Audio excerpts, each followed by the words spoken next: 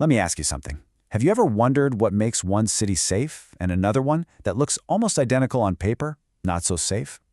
Well, today we are diving into some absolutely fascinating research that uncovers this hidden force, born over 100 years ago, that is still shaping crime rates in American cities. It's an incredible story about history, community, and the surprising power of human connection. Okay, so here's our game plan. We're going to start with a puzzle about two cities that seem really similar. Then we'll trace the clues back to the Great Migration. After that, we'll unpack the study's huge finding, see how the scientists really put it to the test, and figure out how these connections actually reduce crime. And finally, we'll talk about why this whole story from a century ago matters so much today. All right, our story kicks off with a real-world puzzle. We're looking at two industrial cities in the Midwest, Beloit, Wisconsin, and Middletown, Ohio. And you know, on the surface, they've got a ton in common, especially when you look at their history during the Great Migration. Okay, this is where it gets really interesting. Both cities got about the same number of migrants from the South. But look at the difference in how they got there. In Beloit, a huge chunk, 18%, of the black migrants came from just one small town, Pontotoc, Mississippi. Meanwhile, over in Middletown, the migrants were from all over the place. No single town made up even 5%. So what's the puzzle? For decades, Beloit has been a much safer city than Middletown. That one little difference in how people moved? Well, that's the clue that unlocks this whole thing. So that's the million-dollar question, right? If the usual explanations don't work, what does? This research suggests it's all about an invisible social fabric that was woven a century ago. But what could possibly be so powerful that we're still feeling its effects in our cities today? Well, the answer is hiding in plain sight, right inside the story of the Great Migration. You see, this massive movement of nearly 6 million African Americans from the South to the North wasn't random at all. It was actually following an invisible map, a map drawn by friendships and family ties. And this isn't some new idea. A historian named Emmett J. Scott saw this happening way back in 1920. He wrote that the first people who moved, the vanguard, would send letters home, and those letters were everything. People weren't just moving to some random city up north. They were moving to be with their friends, their family, their neighbors. They were following paths that were already there.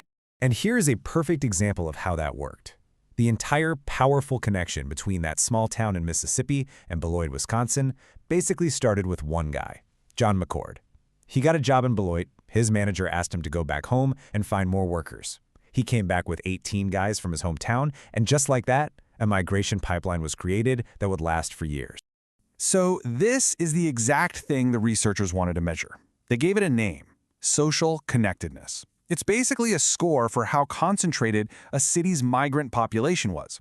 A place like Beloit, with that big group from Pontotoc, gets a high social connectedness score. Middleton, with its scattered population, gets a low one. Simple as that. So now, with this new tool to measure these historical ties, the researchers could finally put their theory to the test.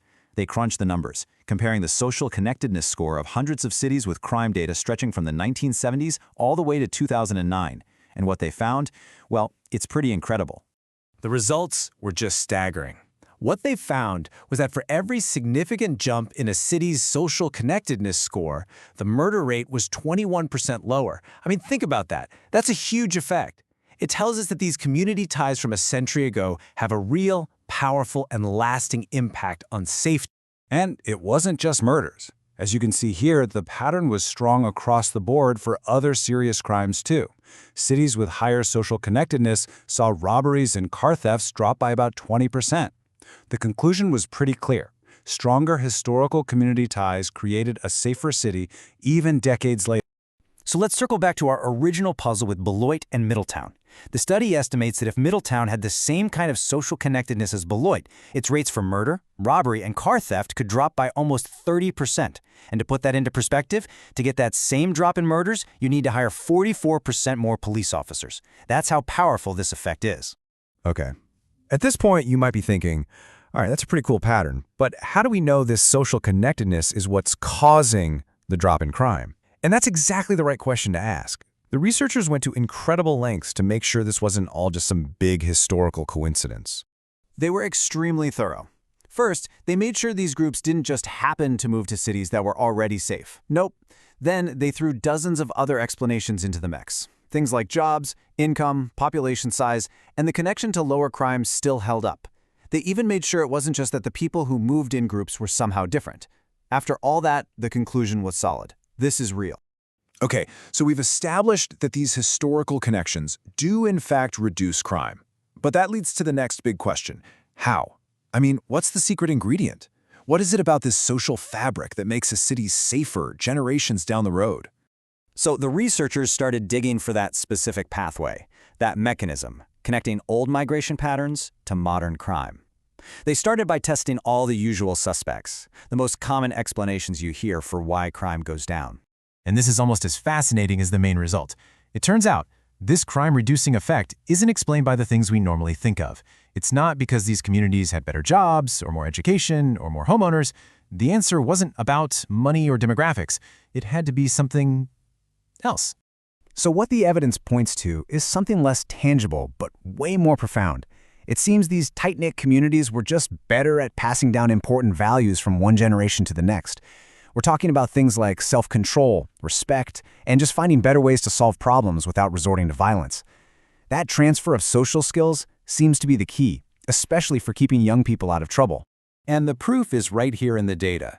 When they looked at which types of murders were prevented, the single biggest drop, by far, was in murders tied to gangs and drug activity, the kinds of crimes that disproportionately affect young people. This is really strong evidence that the secret ingredient is the community's power to guide its kids. So what's the big takeaway from all of this? I mean, it's an incredible story that stretches from 1914 Mississippi all the way to our city streets today. Why does this matter so much right now? Well, the first thing is just realizing that the positive effects of a strong community are not temporary. They can echo for 100 years, creating a legacy of safety that gets passed down through generations, long after the people who started it are gone. But this research also comes with a really serious warning. If building these social connections is this powerful, then modern policies that tear them apart, things like mass incarceration or urban renewal projects that break up neighborhoods, they might have hidden costs that are way more severe and long-lasting than we ever imagined. And that leaves us with one final urgent question. This research proves that the invisible fabric of community is one of the most powerful tools we have for creating a better, safer society.